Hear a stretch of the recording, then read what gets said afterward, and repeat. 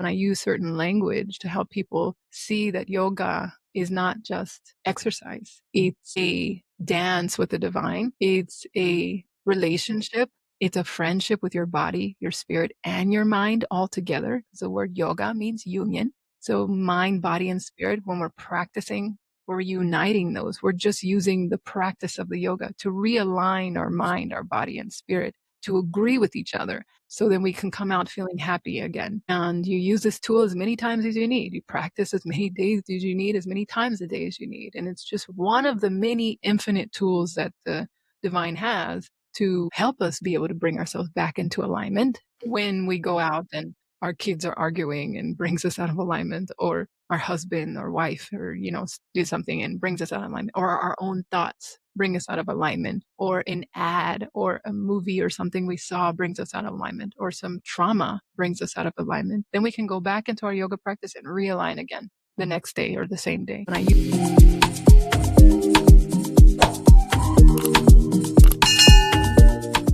Hey, self-care warriors, welcome back to Hold My Purse. I'm your host, Ro, and this is a space we hold for self-care, self-love, and returning to self. I have a question for you. Have you ever had a moment where you realized you've been there for everybody else, but somehow drifted away from yourself? Not all at once, just little by little, through stress, the surviving, the pushing through, the trying to keep it all together. That's why this conversation today matters. Today, I'm joined by Jasmine Raven, an intuitive holistic health practitioner whose work includes private yoga, detox support, sound bath, psychic counseling, body work, and spine energetics. She helps people reconnect with themselves, release what's been weighing them down, and support healing from the inside out. And she brings more than 12 years of experience with that work. Before we dive into this conversation, here's your journal prompt. What part of me is asking to be heard, healed, and brought back into alignment right now? Let me repeat that. What part of me is asking to be healed, heard, or brought back into alignment right now? I always like to start my conversations with a prompt because it helps you to listen a little deeper, not just to what's being said, but what's coming up in you while you're listening. So take a deep breath, stay open, and if this conversation speaks to your spirit, you'll find the details to register for the Awakening Return to Self Date Retreat. And I'll put that in the show notes. All right, hold my purse. Let's get into it. Hey, Jasmine, thank you so much for making the time to join me here on Hold My Purse. I was so looking forward to this conversation from the first time we chatted. I want to start at the heart of who you are before you got into all of this. Who is Jasmine when all the titles fall away? Well, thank you for having me on your podcast. This is like one of the first podcasts I've ever got to do like this. And it's so wonderful and it feels like such a blessing, so I'm really, really grateful to you, Rhonda. Thank you. Yes. Yeah. Yeah. And I'm learning a lot from your process of it too. So thank you. But who is Jasmine? So, well, I was born Raven. So a lot of people who know me before, I would say like, the kind of healing and, you know, new life, new way, and the new name, knew me as Raven. And so some people call me Raven Jasmine. And then I was given the name Jasmine in meditation. Wow. And so so that was like a new name that came through that was just like, it felt like a stream of consciousness coming to me, and spirits also opening up some like heavenly information to me and letting me know my new name is Jasmine. And so I asked spirit like, okay, well, should I keep the name Raven? And spirit was just telling me, yeah, actually keep the name Raven. And I said, okay, well, what do I do? What do I tell? And spirit said, let them call you whatever name they want, Raven or Jasmine or Raven Jasmine. And the name that they choose is the medicine that they will receive.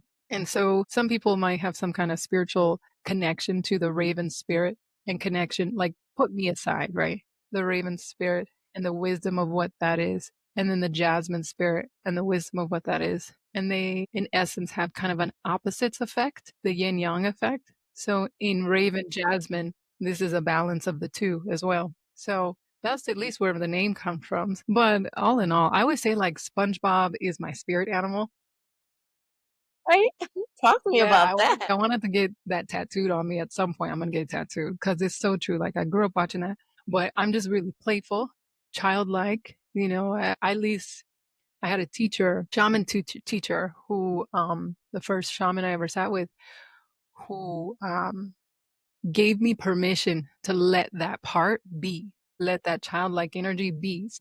As a yoga instructor, that's what I teach. And I first was um, a kids yoga instructor when I ever first was certified, and then also with seniors. Yeah. What was that like teaching yoga to kids? I'm just curious. Yeah.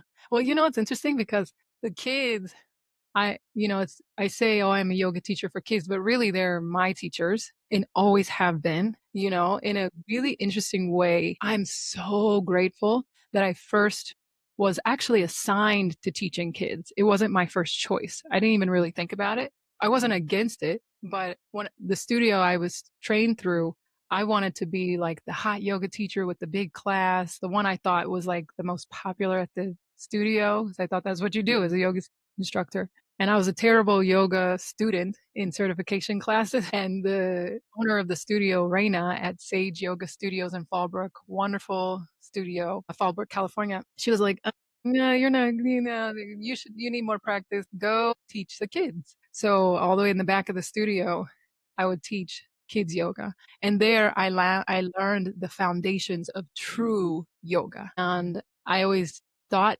I wanted the most popular class where all the adults were coming to. Come to find out, I had the best class to teach in the studio. Accident. And it humbled me tremendously and taught me the true foundations of yoga because kids are already yoga. There's nothing to teach them. They teach us really because they're already naturally in the movements, in the spirit of yoga. So really what I learned to do was just give them the memory of the moment, slowing down what they already do and putting my own words to it, my own story to it, and help them memorize more of what they do. So as they get older, and the world naturally tells them that what they're doing is wrong, what they naturally already were born knowing is wrong, which is yoga, because the word yoga means union. They already naturally do it without thinking. The world would take that away.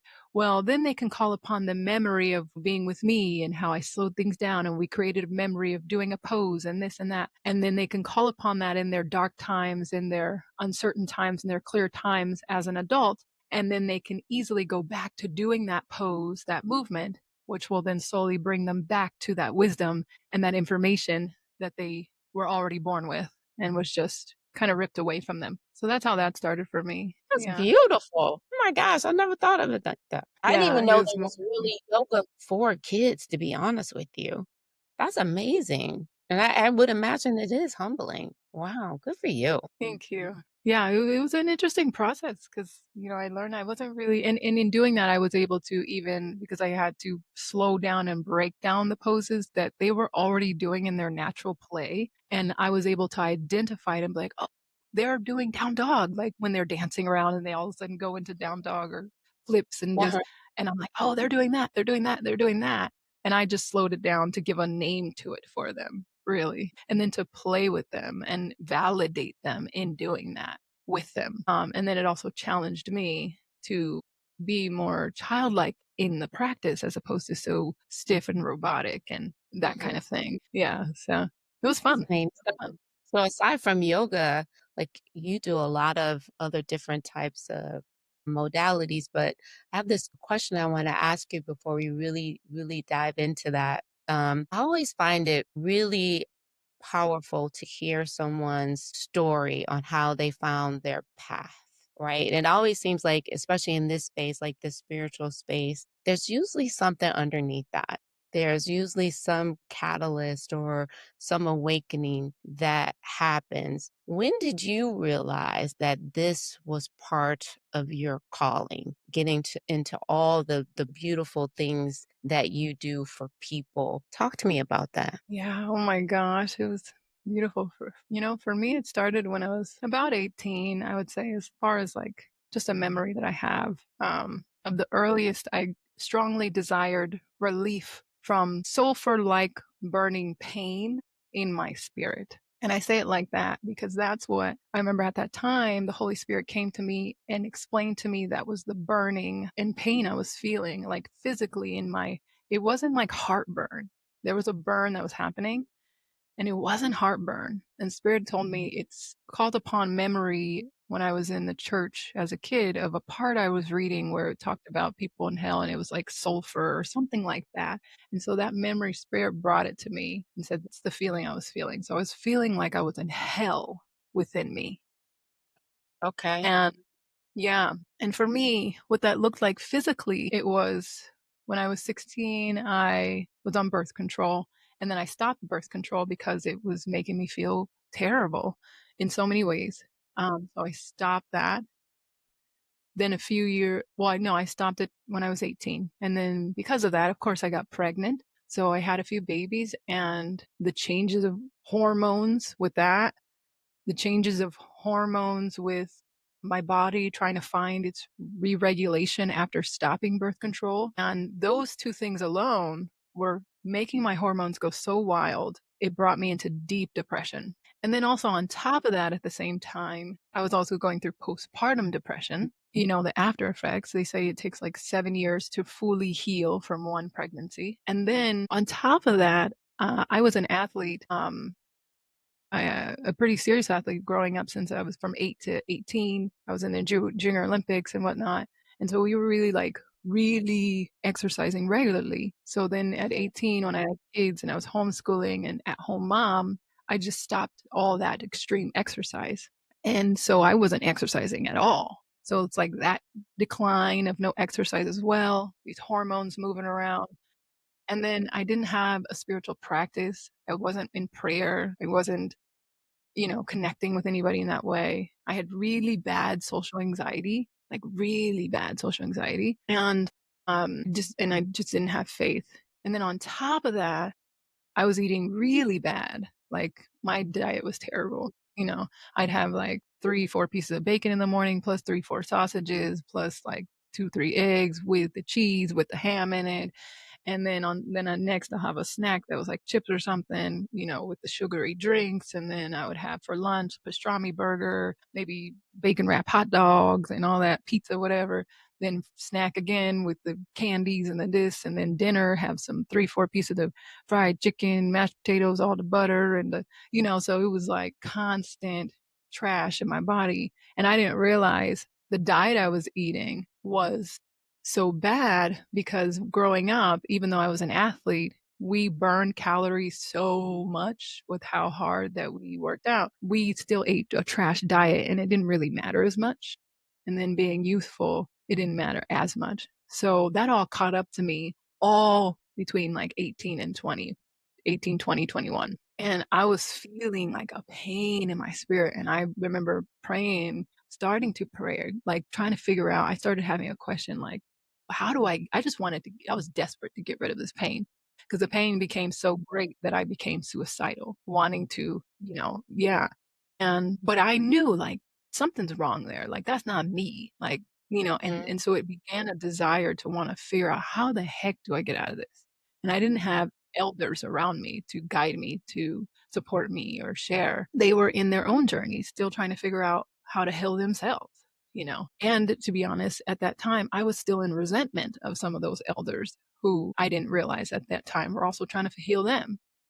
I was in resentment of why aren't they here for me? But anyway, so that seeking, that question, and that desire to get rid of that pain brought me to desperate measures. So I started like scouring the internet for information, wisdom. I came across one thing after the other. I started obsessing all in my 20s, reading like self help books, anything that I can, and just really finding out a bunch of wisdom, and I came across by accident, just kind of, I guess, spirit led yogis, gurus, professional people, online speakers, like just all the people in the world, people like you as well, who are doing things like this in the ways at that time was similar.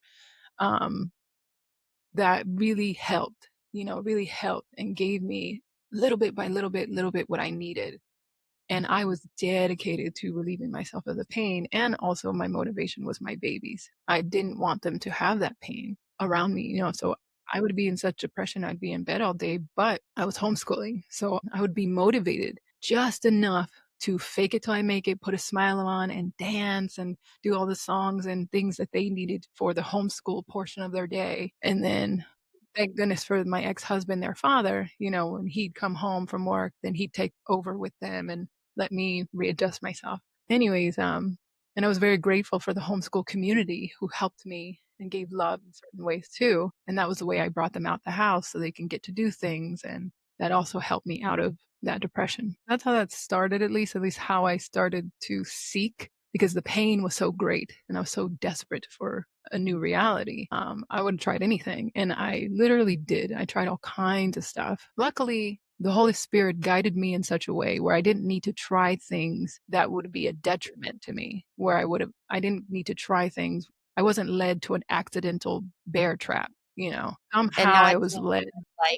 like alcohol or anything like, nothing on the bad side, but just really moving you towards that holistic healing. It sounds Yeah, like that towards was relief. yeah. Yeah, the solution. And even at that time, actually, I was breastfeeding. I was drinking. Oh My my gosh. ex-husband and You had a lot I was going drinking on. alcohol. Yeah, girl, I was going through it.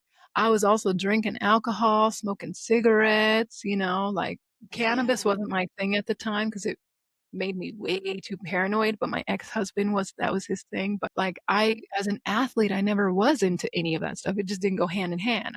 But when I met my ex-husband, I was a little bit more influenced in that way, but also not his whole doing. It was just my choice. And to relieve my pain at the time, before I started seeking, I would drink alcohol. I would smoke cigarettes a lot and, be addicted to all that food and all that. And so, yeah, I needed relief. I needed relief.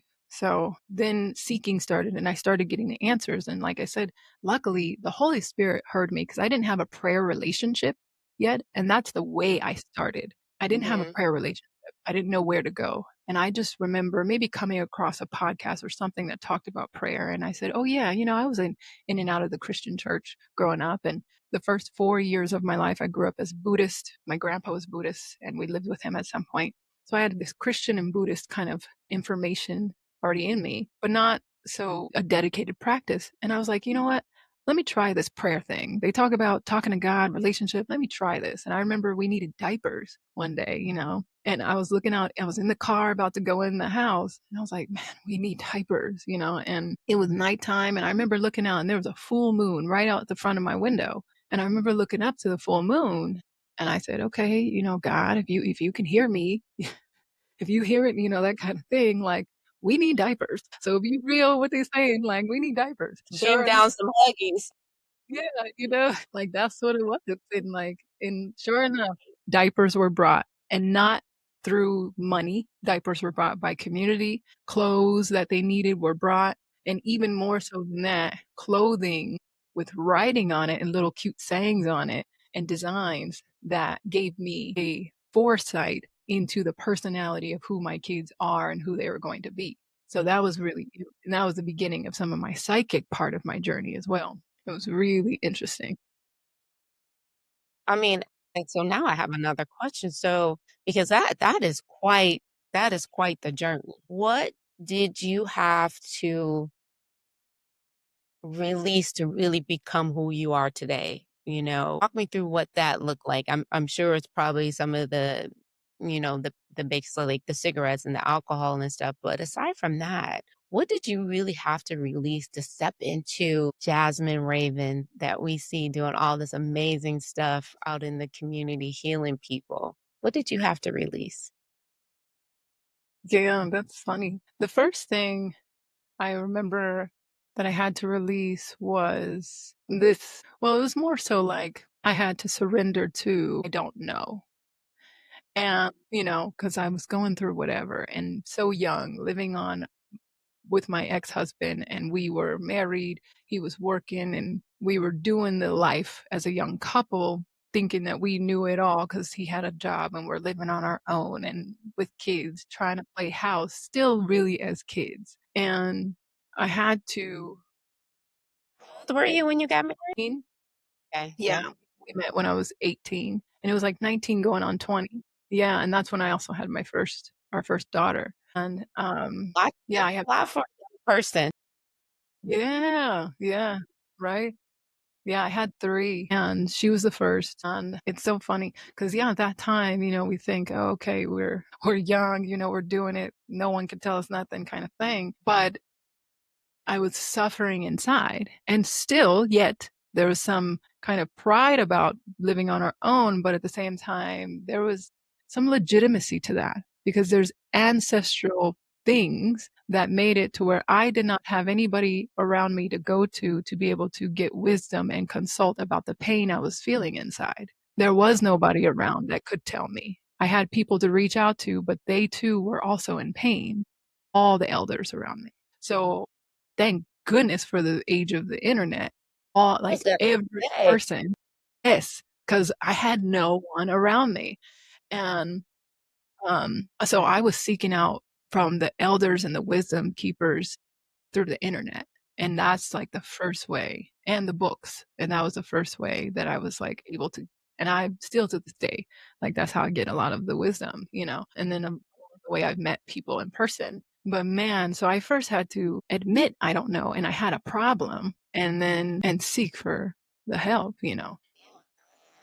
That was one of the things though I had to let go of was a little bit of pride, a little bit mhm, of pride, a lot of pride is one pride. of the 7 deadlies, right? Is what they say. Yeah.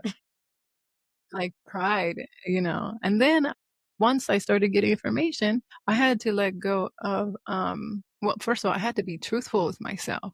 And that was somewhat hard for me in certain areas. I had to be truthful about how I was eating. I had to be truthful about what I was consuming, and not just the wisdom things, but violent videos, violent movies, porn, all kinds of things, certain music I was listening to. um, Mhm. that that was the time I started really stalking myself, which at the time I found this book called The Four Agreements by Don Miguel Ruiz. And one of the things I think that he mentioned in there was to stalk yourself, meaning watch your inner self, watch your mind, pay attention and see where it's going, what's happening. And I relentlessly every day was stalking myself and observing and witnessing, but I did it in a way with no grace. I didn't understand what grace was. So I was Mhm. hyper judging myself always. But it was very helpful because I was able to pick out what I wanted to change. And I became radically honest with myself on like what is working and what's not working. I wasn't the nicest way about it or the most gentle way about it or grateful. But at the beginning, I definitely started snipping away weeds. I was like, okay, yep, that gotta go, she gotta go, he gotta go, this gotta go, that food gotta go, this gotta go.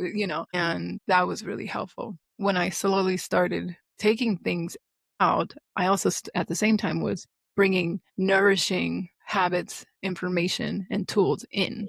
So what I found online, one thing led me to yoga, another thing led me to how to eat properly and the education behind that. And I got certified as a nutritional detoxification specialist. So I help people in detoxing their body with herbs and nutrition. And I first helped myself, and I got certified as a yoga instructor, not with the intention of wanting to be a teacher, but literally because I just wanted to make sure I understand how to do it right for me.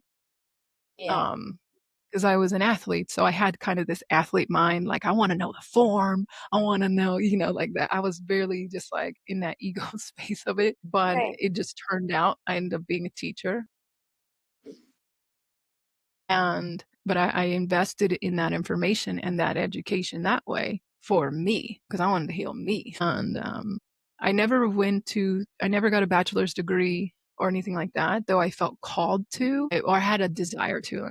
I wasn't called to, I had a desire to get a PhD. And every time I tried to go back to school, blockages kept coming up for some reason, and it wouldn't work. Something always happened to make it not work.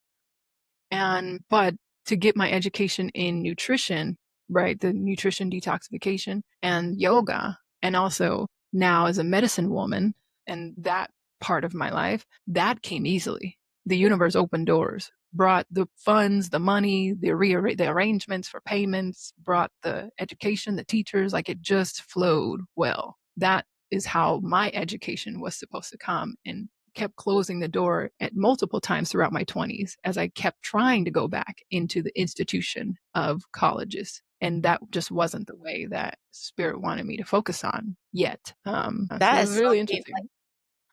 yeah, there's a lot there. You talked about blockages, and it feels like a lot of what you're saying is around this, I guess, like this idea of coming back to yourself. You know what I mean? The things that you need to do, the things you needed to shed in your life, the energy you talked about getting rid of, individuals. And I'm only saying that because I kind of was going through a similar thing where I said, okay, definitely has to watch what I eat all the time. So I'm very mindful of that. Working out, like maybe need to switch that up a little bit because, other workouts, the workouts that I normally do wasn't working anymore for me, and I had to figure out, like, how to readjust, but it was, like, in that moment, like, my body couldn't, handle those harsh workouts that I used to do, so I Yeah. felt like I had to just almost, like, reinvent or return back to the natural me. Does that make any sense at all? Because 'Cause I'm wondering what that looks like for you if you coming home to yourself, what that might mean and what that might look for you, if that resonates with you, what I said. Yeah. Yeah, that makes sense. I'm glad to know we have that in common where Girl, I've heavy been on the struggle bus. I was like, I gotta get yeah, it sounds like we both have done rigorous forms of exercise that were just excessive Mhm. or just not healthy for our body type. And same with me. That was one of those things where like I ran track so much in a way where really we were like racehorses. And Mm.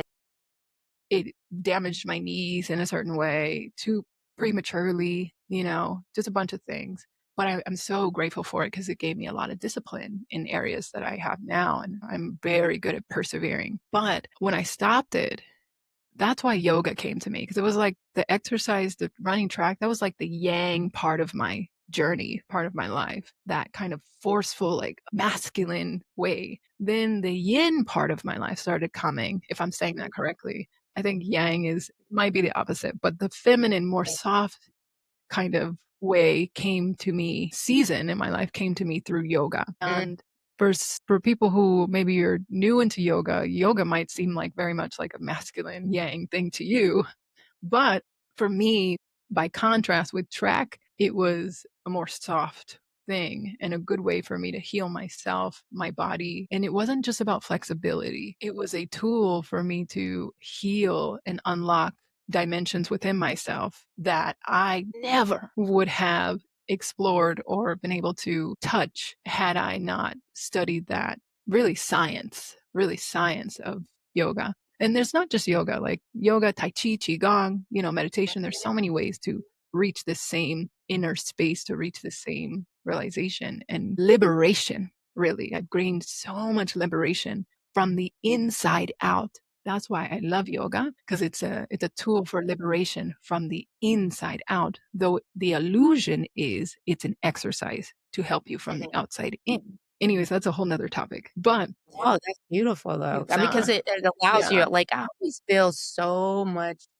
more connected to myself when I do yoga versus lifting or spin. I still do a little bit of everything, but I always feel like I'm just super connected to myself and there's like this ease and peace. Now, I'm not gonna lie, yoga is hard sometimes, especially if you do yeah, the hot yoga. But I used to tell my sister, I was like, it's not that bad. And I invited her and my daughter to a class and they were like, listen, we're ready to go because it's too hot. I said, it's all mind. Like, you yeah. have to say, "I can power through this," and I believe wholeheartedly, and I told him this, I said, "If you make it through the class, you're gonna feel so much relief and connected to yourself once you Yeah, finish and get through it. That's just it's my true. thoughts. No, it's definitely true because it's a journey, yoga is. I feel like every yoga practice that you go to, every time you go, it's literally a ceremony. It's like a ceremony. And Mhm. that's the way I teach. I teach from the perspective of it being like a ceremony. And I created a name of a class that I'm just going around sharing with others. And I call it mindful medicine yoga. And it's really a combination of utilizing the tools that I've learned of expression and healing and liberation and strengthening through my plant medicine teachers, my shamanic teachers, my gurus, or more so like yoga teachers, and also a combination of that and also the traditional yogic um, wisdom. So that's what the class is the mindful medicine. Um, Deeply already ingrained in me. I just activated it more, and I've um, taken the way I teach brings people into that perspective of yoga that it's a tool for medicine. It's a medicine tool. It's not just an exercise. So in my classes, people can really experience catharsis, crying, liberation, enlightenment, empowerment, understanding of worthiness, more clarity about who they are, and also physical strengthening, but most of all, internal strengthening. So my class is definitely about empowerment. And then also helping when I teach yoga, it's really helping people and I use certain language to help people see that yoga is not just exercise. It's a dance with the divine. It's a relationship. It's a friendship with your body, your spirit, and your mind all together. The word yoga means union. So mind, body, and spirit, when we're practicing, we're uniting those. We're just using the practice of the yoga to realign our mind, our body, and spirit to agree with each other. So then we can come out feeling happy again. And you use this tool as many times as you need. You practice as many days as you need, as many times a day as you need. And it's just one of the many infinite tools that the divine has to help us be able to bring ourselves back into alignment when we go out and our kids are arguing and brings us out of alignment, or our husband or wife or do something and brings us out of alignment, or our own thoughts bring us out of alignment, or an ad or a movie or something we saw brings us out of alignment, or some trauma brings us out of alignment, then we can go back into our yoga practice and realign again the next day or the same day. As you were saying, I'm like, I never thought of it that way that, yoga as a practice could bring me back into alignment. What other tools would you say people can use to help bring that alignment back to themselves? Yeah. So meditation is a number one way, I would say. Well, I mentioned the first way that I used, which was prayer. Yes. And I only say prayer because most of us, when we're on the path of trying to connect with ourselves deeper or strengthen ourselves or just heal, we're not really good listeners yet. We just know, I want, I want, I want. So prayer, and thank goodness for the creator, is so generous and the best listener and gives us anything we want. Prayer was a way to beg for what I wanted. And then eventually I learned to listen, and I'm still learning more how to listen, and it's deepening. But so far, what I've gained, meditation is the listening. Prayer is the speaking. Prayer is the talking to God. Prayer is the giving thanks and the praise to God. Meditation is the sitting in stillness and quiet, listening to giving God the chance to talk to you, hearing and observing God within you and see what the messages bring to you. So allowing reciprocity in relationship, prayer, and then meditation, or meditation and then prayer, relationship, really. And it helped a lot. It helped me. It took me a long time though to get into meditation though, because let me tell you, oh my gosh, it's Me so too. funny. I love How sharing long this. do you meditate? How long do you meditate for? Is there Well, it is there depends. like their amount of time? Because I hear, a couple people like, "Oh, you need 5 minutes," and I've heard some people meditate, like, for hours. I'm like, "I don't know if I can do that." My monkey brain goes too far for that. Yeah. So it does take a lot of practice to get to that level. I can meditate for hours. And the Really? only reason why that is that way, 0. though, Yeah, tell me. But you know what I learned? There's different kinds of meditation, first of all. So what you're talking about, I can do a sitting meditation, a still meditation for hours. But really, we're all in meditation all day, every day, and and at the same time, like in prayer all day, every day. Whether we're conscious of what we're meditating on or praying on is the only question. Are we conscious about it? And once we become conscious about it, we can be more powerful and intentional with the movement prayer and movement meditation that we're doing. But as far as like the hours and hours thing, that's more like common. What I've learned is like sitting meditation, which feels so liberating, relieving, and almost feels like a rest. It almost feels like a power nap. It's really nice. Even if you can get just 5 quality meditation minutes, quality meditation minutes, it feels like a power nap, like you slept all night. Feels really good, and you just get another boost of energy and clarity. But what I learned with meditation, because when I started with my eldest. So I started 13 years ago on meditation, and I started when my eldest was a newborn. And I remember she went to sleep. I put her to sleep. Then I went in the living room. I was like, okay, I'll sit down. I'm gonna meditate. So I sat down and crossed my legs, trying to sit how I thought, you sit for it. I even darkened the room a little bit more. Um, you know, it was so funny thinking it back now, like that was so silly. But I did it and I just closed my eyes and it was not even a minute.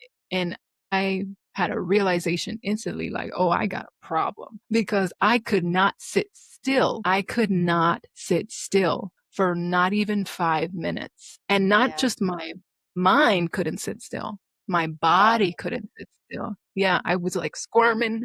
I was, and I was like, oh, okay. So was that not successful? No, it was very successful. My meditation was successful. It did what it was supposed to do. It brought me into self-reflection. It brought me into awareness, which is Mhm. what the beginning of meditation can do for you. It brings us into awareness. So it brought me into clear awareness that I had a problem and I need to practice getting this brain in check. The other part was it took me 5 years to be able to sit down in meditation still for 5 minutes. So I gained about a minute a year to be able where I practiced. And I didn't even practice daily. I didn't practice consistently on day. It was like sporadic, maybe 3 times in the week, then the next week, one day, then the next 2 weeks, another time, and then next month, and then maybe every day for like 3 weeks. And it was kind of like that for like 5 years. And it took me that 5 years to gain stillness and comfortability in 5 minutes of consistent meditation. Now, when I meditate, I can go in under 5 minutes, I can go into the meditative state pretty quickly in less than 5 minutes. But it's took, and so then going into that space of where someone's sitting for hours, that comes from tapping into a part of us that is not physical. And Mm. so you kind of lose track of time anyways. And it feels so good. You don't want to get up really. So I could sit there for hours and all day if I could. But because I have things I want to do and whatever, I might have an alarm or something or I'll tell the spirit, my spirit, the intelligence within me to wake me up out of the meditation at a certain time because I want to go do something and then I'll get up. But even 5 minutes and 5, 10 minutes of deep quality meditation, you can go into a deep space and it take you a little bit of time to get up and kind of, you got to wiggle your fingers and it feels like you came out of a deep sleep and it feels good. Feels really good. Oh, 100%. One of the things that when I first started meditating, I was trying to do like 15 minutes. And to your point earlier, I was so fidgety. I was like, oh, and then my brain would just go off in a million different directions. And then I realized that I needed to just like really settle and just become present with myself. And what helped me was listening to like a guided meditation that I would find on YouTube or something like that. Now I meditate for like 5 minutes in the morning when I wake up before I let the world into my head. I'll meditate for 5 minutes and then I go work out. And in the gym, we have what they call a recovery room. So there's these like recliners that massage your body. And lately, I've been doing like 20-minute meditations while I'm in this chair. And they have been the most, like, impactful 20 minutes, like, me really disconnecting. My brain doesn't go off into a million different directions, when I meditate in that space versus where before if I was sitting up, I'd be like, "Oh, my knees hurt," like, I find different things, but now that I'm in a completely relaxed state, earphones on, someone speaking to me about whatever it is. I think today it was about loving yourself, the meditation was about. I found that so powerful, and, wish more people would get into meditation and start wherever they need to start, and progress. One of the things you were talking about earlier, really caught my ear, and I have to bring up stuff before I forget because I'm getting older and I forget things. But you were talking about healing. And healing is talked about so much, but I think and I feel that a lot of people really still don't understand what it truly looks like. What do you think people misunderstand of the most about healing when they're going through a healing journey? Thank you for that question. That's a good question. I feel like a common misconception about healing is that it's a beautiful process, especially if you're mostly seeing it, if people are mostly seeing it through certain images, like, I mean, like our retreat, like a retreat, the images we're putting up, the images that we're putting up, there's women sitting around and around a pool or, or sound bath things. And those are all true in the process of healing, depending on where you're going. And there is such a beautiful part to healing for sure. The serenity, the relaxation, the fun, the laughter, the play, the enlightenment.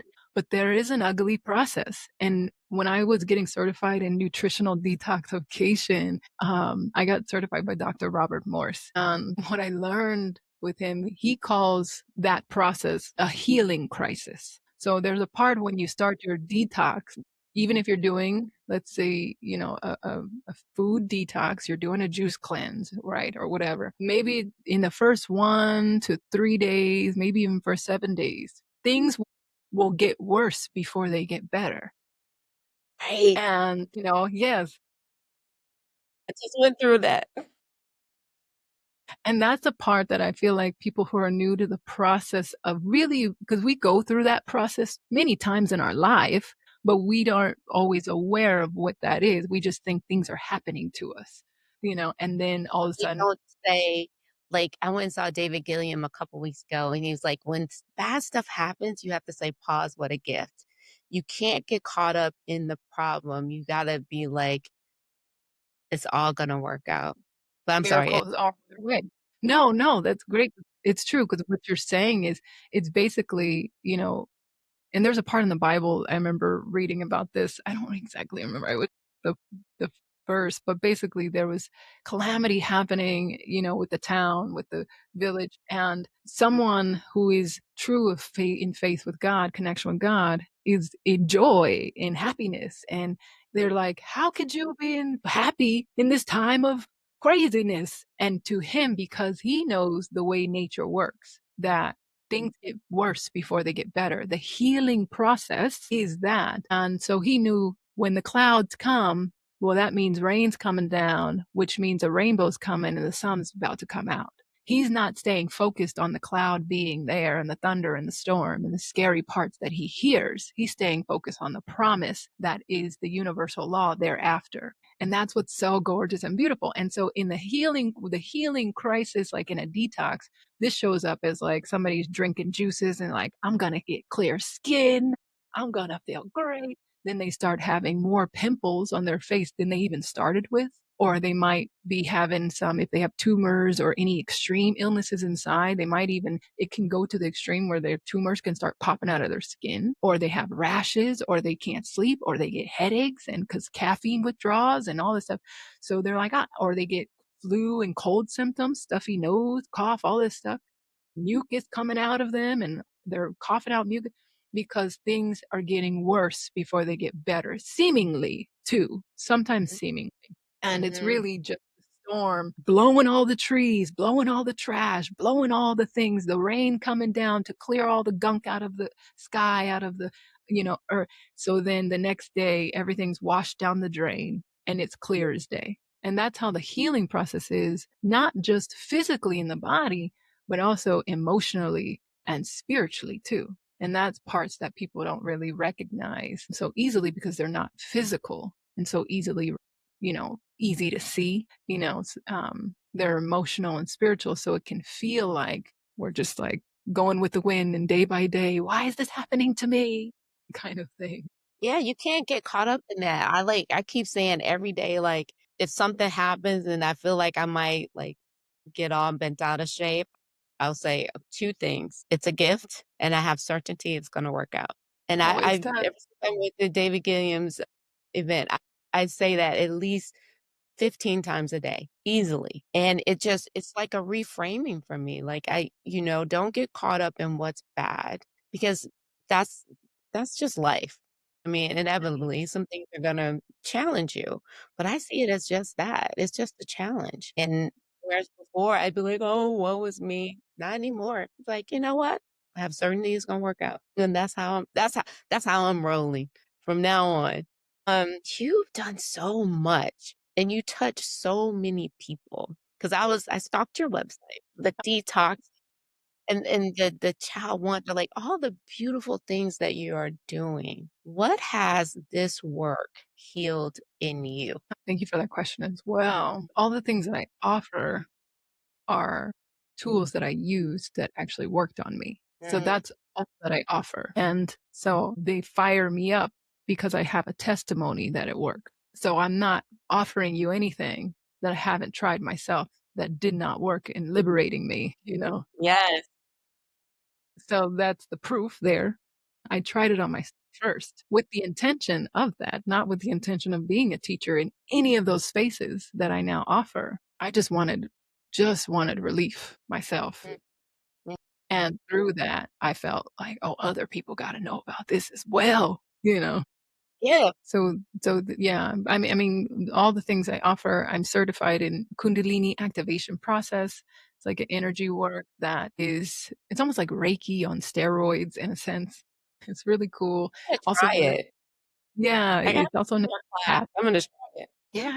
Yeah, it's also known as CAP, but there's other names for it because there's different teachers who are, just teaching different ways. So some people call it, it's like close to spinal energetics or spinal flow or inner dance. I mean, you'll hear different things, but essentially, even those things and CAP, even Reiki, like all these kind of energy work things that you hear about, they're all Yes. based in the uh, amazing capability that we all have, which Yeshua was one of those people who demonstrated this, right? Of the miraculous, seeming miraculous capabilities that we have of healing or laying hands.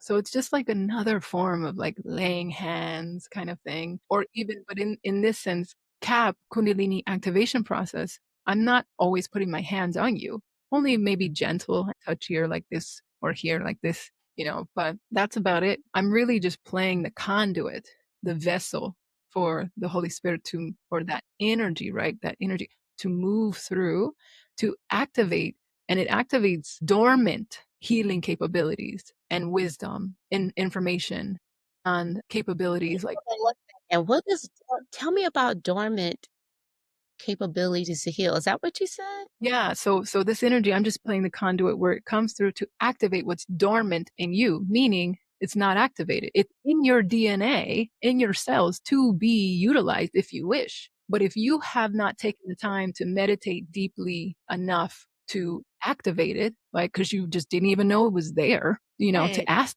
it, someone who's aware of that it's there can help hold the space in helping it be activated in you. That's pretty much what we're doing. And so I'm not the healer. Anybody who's claiming to be the healer, that's a problem. We are not your healers. You Right. are the healer. But it is true that just like we need the church for communion, we need community to remind us of who we are, to empower us, to help us even. We need those who have achieved greater things so we could see what's even possible for us. In that same way, for the spiritual things and for those miraculous capabilities that we have that for example, like what Jesus achieved and others and gurus or whoever, um, we need someone who could show us that's even a possibility. And so we as energy workers, energy healers, we just play the part of being a vessel for which that divine can bring that activation to you. What's already in your DNA, was already in the capacity for you to do, and just activates it and turns it online. We just turn it online, and then your body starts to heal itself with that wise information. Your things that were ailments start to not be ailments anymore. Sometimes it takes sessions and times, many times of going, and then sometimes it depends on how open you are as the receiver of this work. It depends how open and willing you are to trust the process, trust yourself, and allow for the blockages that have created the dormancy to fall off. So for example, it's like peeling back an onion. We have so many layers of gunk and false information and lies and stories that are put onto our light and truth and wisdom of what we really can do, of who we really are, you know. And so when we start to peel away those layers, and there's so many ways to peel away those layers. It's yoga, it's meditation, it's prayer, it's having someone be a conduit for you, maybe plant medicine, maybe just to go into a temple, or there's so many different ways, maybe just through your art, your dance, having a family. There's so many doorways to peel back the layer. And a lot of us need to use many of these tools and doorways at the same time to keep peeling back the layers. And the more the layers get peeled back, the more we say, oh, okay, yes, I am the divine. I can Yes. do this. I am. See, I get it. Okay, okay, okay, okay. Yes. It's all just a silly thing. Okay, okay, okay. There was, We're I just see. sleepwalking through life, not living up to our divine destiny.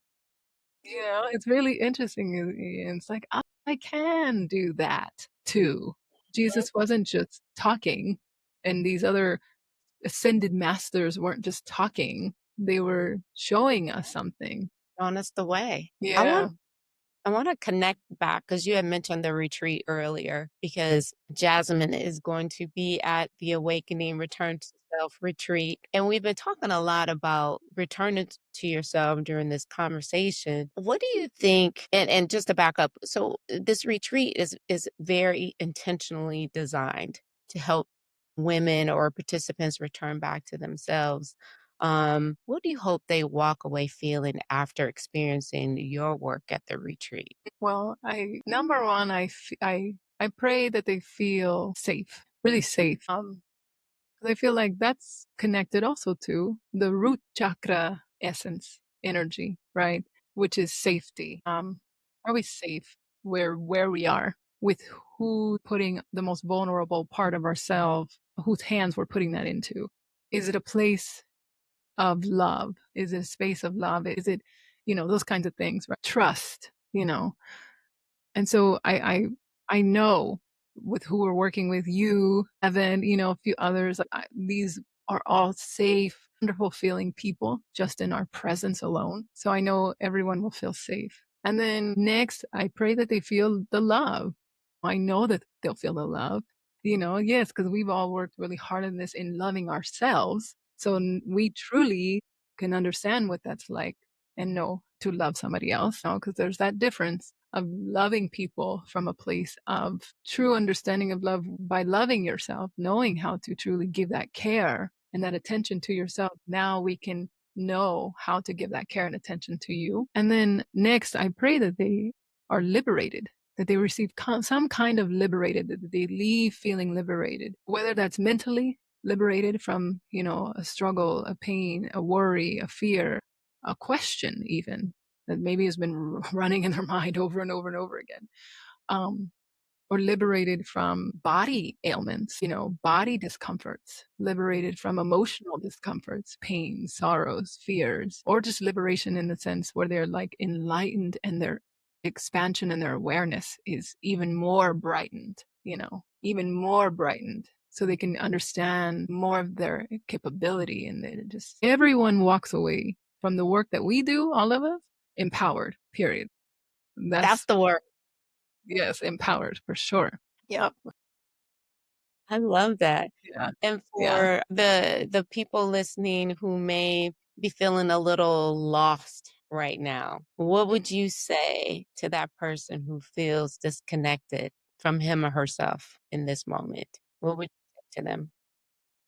The Holy Spirit is telling me right now, pray. Pray, pray, pray, pray, pray. And if you don't already have a practice of prayer, actually, right before I got on here, every Tuesday, I hold a prayer circle. I hold a prayer circle via Zoom, and anyone's welcome to come. If you're not able to make it live, I record them and they're always up on YouTube, and you can go back and look at them and connect in that way. And it's faith prayer circles. And I also have a WhatsApp group for us who the faith prayer warriors to come together and connect and commune and be able to chime in. But even if not through that space, it doesn't have to even be through a church. It can be a church. It can be any kind of faith.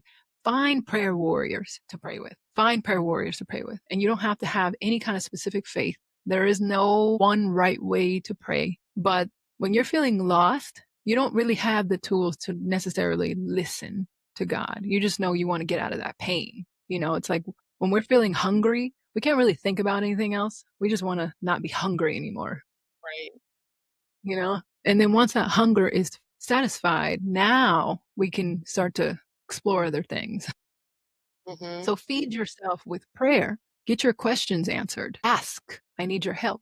Please help me. What should I do? A question that I ask, and say this question with caution. I just say it's a good question, guys, for whoever decides to start praying. But it is you ask this question of the creator and you will get the answer. I asked this young. I heard somebody say it, and it was, where would you, Abba? You can say Papa, Abba, Mama, Yahya, Yahweh, God, creator, divine feminine, divine masculine, whatever her name, where would you have me go? Who would you have me see? What would you have me do? What would you have me be? And let that be a prayer. And then also you can even say, please deliver me from the pain that I'm feeling in my heart, in my mind, in my body, my spirit, my soul. Please bring me comfort. Please help me let go. So wherever most connects to what you're needing. But when you ask that, where would you have me be? Or who would you have me see? What would you have me do? That kind of thing. Then you'd start to find out very quickly your purpose if you didn't have a purpose. That was one of the pains I had back when I was younger. I really had a burning pain. Like I wanted to know my purpose. And it was really like hurting my soul for some reason, not knowing it. So that was one of the questions I asked. And when I asked that, I got the answer. Who would you have me see? Where would you have me go? My life started just moving uncontrollably. Spirit started taking me here, there, all the places that I didn't ask to go and I thought I didn't want to go, but it was where the universe wanted me to be, to learn something, to receive some information, and to be of service, to liberate me and those around me. And that would help in my healing. And then here I am now. Look, I'm here too. On Hold My Purse. This is where she had me to go. She said, come here too. That is so, oh my gosh. That's so powerful. And you're so right. Like I know I got laid off from a job back in November. And for some reason I did not allow myself to get really like sad or depressed because I kept saying, "Oh, everything's gonna be fine." But I did go to the beach because one of the things I've been wrestling with the last couple of years is like, what is my purpose? Why am I here? What is how do I be of service to people? And I went to the beach and I just started getting these downloads of things that I needed to do. One was because I had been thinking about like maybe not doing the podcast anymore. It's like, keep the podcast, just keep going. You may just have a handful of listeners, but whatever that is, you're touching someone. And that's the goal. And the other download I got was as it relates to like just dating, you need to share those lived experiences. Like literally, that's what popped into my head. You got to share these lived experiences because it could potentially help someone. So I'm with you on like, you got to pray and you got to listen. And honestly, now it's about doing the work for me to make Mm-hmm. all happen. When a woman really truly comes home to herself, what does she know? I am love. I was hoping that love was gonna be the first thing. That's like literally, I am love. And And I love the me. I love me. I am love. I love me. You know who really helped me embrace that a little bit more? And I'm working with the spirit of this more. Oshun. Yeah, and I'm learning more about Oshun. But if anyone follows the Ifa traditions in the Yoruba, like this is more West Africa kind of Okay. religion in a sense, and the Orishas, if anybody's explored about the Orishas, and I'm still learning about the Orishas. But Mhm. Oshun was one of those beautiful blessings who she's been helping me with empowerment, but not just that, married to an yin. And there's Mhm. so many names for all of the different feminine personalities of God and goddesses and all that. It's really just the divine feminine, and I call all my spirit beings just angels, ancestors, guardians, every being that's based in love, the tribe of light. I call them the tribe of light. And so I call them them. And so all the feminine part of the tribe of light, I call upon regularly for us women too.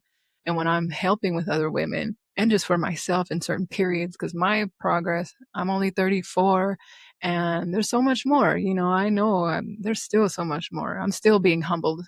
Okay. But I'm open. And so I call upon that wisdom, that help, that assistance, that grace, that empowerment, that love, that gentleness, the softness, the grandma, great, great, great, great, great, great, great, great grandma grace that is in the feminine for you, for me, for all of us. And that's beautiful. And so far, what I called upon already has brought me to the realization right now that I am love. I am love. Yeah. And so it's just now I'm just kind of more exploring the many ways. My next question was, well, what are ways I can express that love? And so I've just been exploring now, giving myself permission to just be unapologetic in the way that I express those loves through different mediums. It's really fun. Well, Yeah. this has been absolutely great. Now we have to tell folks how to find you.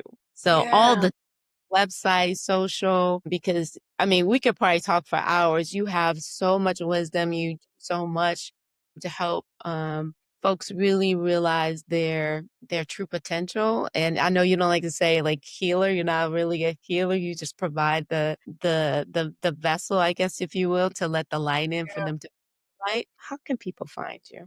Yeah, thank you for saying that too. 'Cause, like real quick though, like the way what we do, and Devin and all those are going to be on the tree with us, what we do, our job is like we make a nice bed for you. We Mm, make the space beautiful. We make it smell good, look nice. We make the food for you so it's good.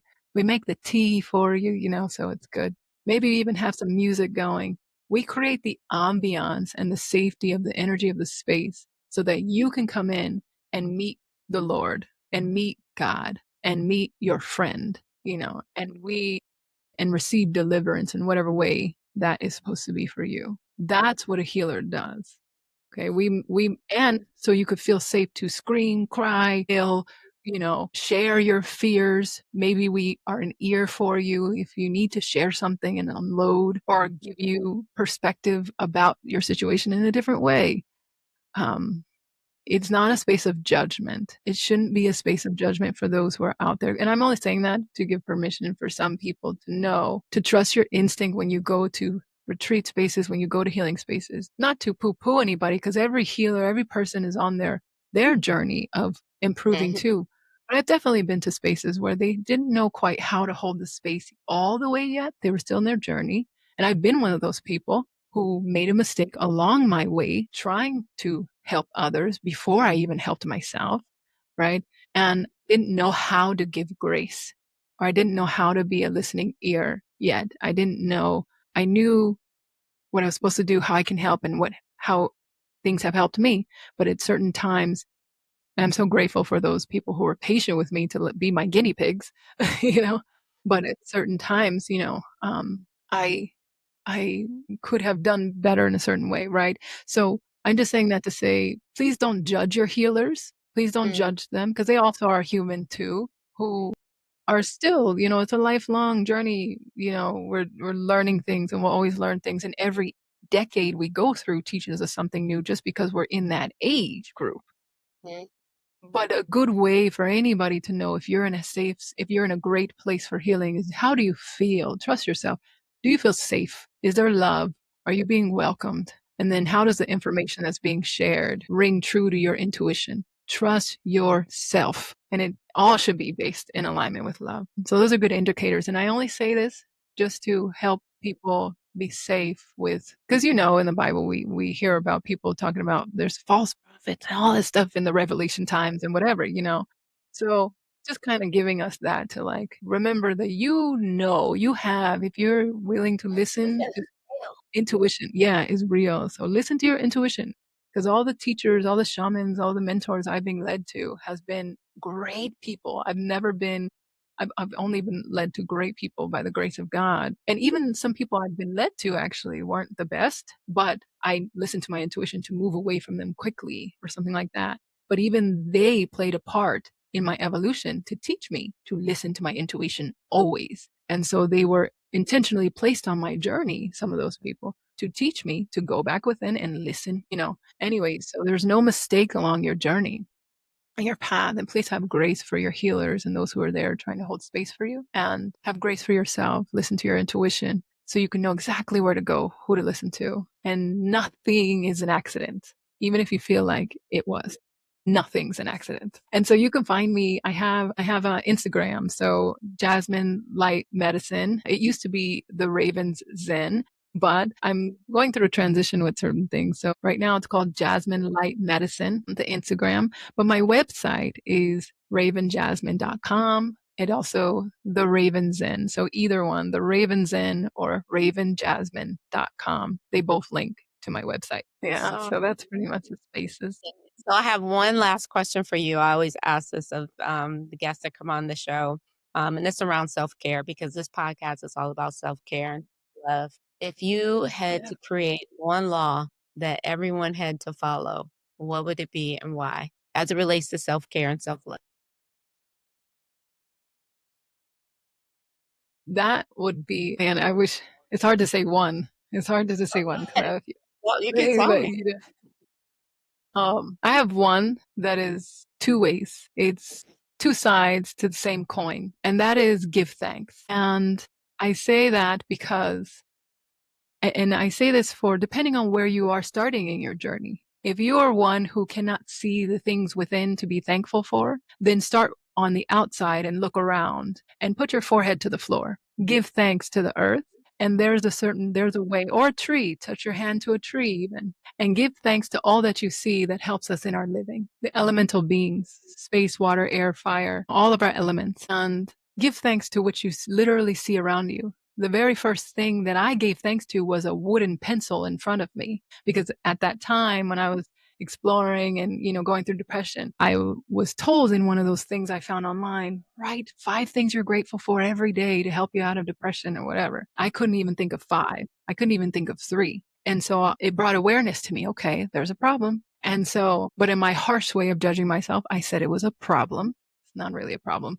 But what I learned to do was literally start with what's in front of me. And what was in front of me at the moment was a wooden pencil. And so I said, thank you for this pencil. Okay. Sorry, my ex-husband's getting kids right now. So I started with a wooden pencil that was in front of me, and I gave thanks for that pencil. And then something came online and I started realizing, oh, and thank you for this cup in front of me. And thank you for this bed I'm sitting on. And thank you for this.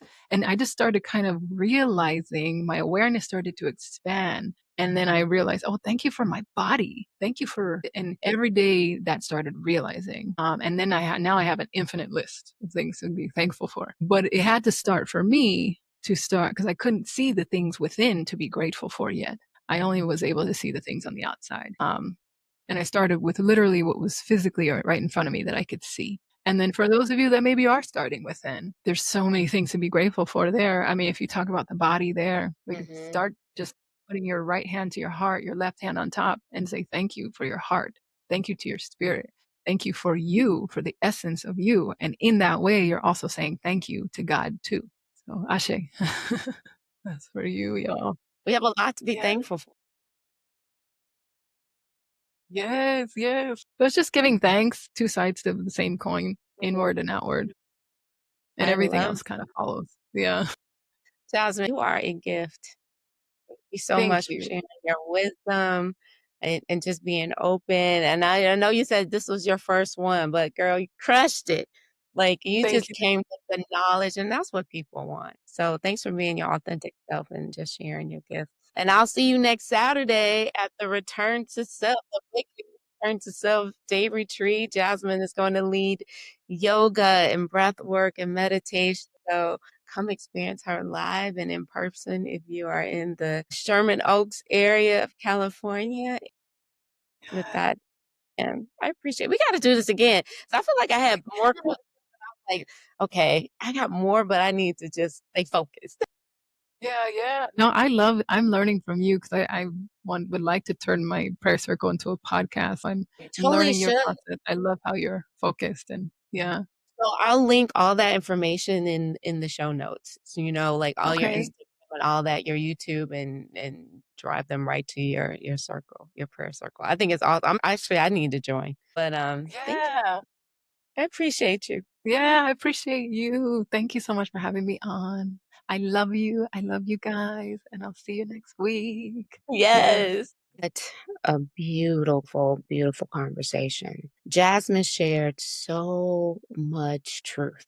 But what really stayed with me is this: healing asks for honesty. It asks us to slow down long enough to notice what's been weighing on us, what we've outgrown, what part of us is still waiting to be nurtured, heard, and brought back home. I also love the reminder that prayer is the speaking and meditation is the listening. That really stayed with me because so many of us are carrying so much, and sometimes the first step isn't having it all figured out. It's just being willing to pause, open up, and listen for what our spirit has been trying to say to us. And if you've been feeling far away from yourself lately, I just want to remind you, you're not lost forever. You, love, can return to self. You can realign. You can begin again. All right, so here's your grounding affirmation so that what you heard today can really settle. I'm coming home to myself. With every breath, I release what is heavy and return to what is true. If this episode spoke to you, make sure you subscribe to Hold My Purse and turn on those notifications so you don't miss what's next. And if you're ready to go deeper than this podcast, come experience Jasmine in person. I'd love to invite you to the Awakening Return to Self Day Retreat, taking place Saturday, April 25th. It is going to be a sacred space to step away from the noise, reconnect with yourself, and give your mind, body, and spirit room to breathe, release, and realign. I hope you'll join us. Until next time, self care warriors, protect your peace, love yourself, and hold your own damn purse. Peace. This episode is brought to you by Self Care Shoddy, your go to for homemade skin products that keep you moisturized, healed, and at ease. Discover these amazing products today at selfcareshawty.etsy.com. That's selfcare shawty, SHAWTY.etsy.com.